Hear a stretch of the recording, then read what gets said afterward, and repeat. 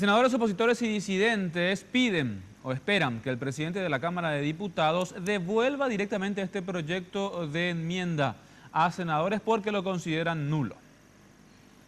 La postura sigue radicalizada, porque ahora vía nota, el titular de la Cámara Alta pide a su par de diputados a que no dé más vueltas y asuma su responsabilidad para no dilatar más este asunto.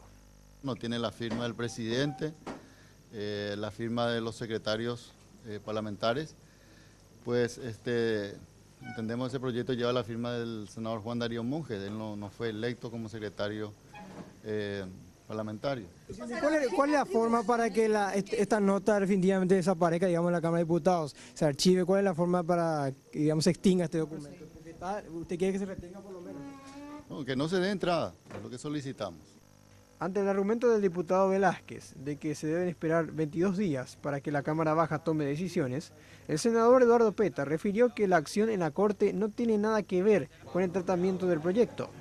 Hugo Velázquez tiene que tratar de recuperar la soberanía del Poder Legislativo, de actuar en consecuencia con el presidente de la Cámara de Senadores, y al entender una nota de que no está dirigida a él por las personas que están autorizadas y que en algún momento le hemos notificado quién era la autoridad constituida en el Senado, me parece que tiene todos los elementos como para decir esta nota y con supuesto proyecto de enmienda debe ser rechazada en forma administrativa y solamente por él.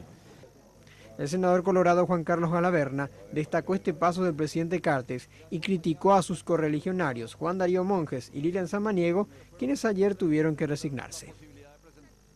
Ayer Lilian Samaniego y Darío Monjes procuraban cagarse en la importante decisión que tomó el presidente de la República para descomprimir esta situación.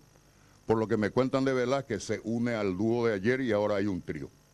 Acevedo recordó un documento que también envió a la Cámara Baja el 28 de marzo último, donde hacía saber que la decisión de los 25 senadores cartistas, llanistas y luguistas que aprobaron el proyecto de enmienda sin sesionar no tenía validez.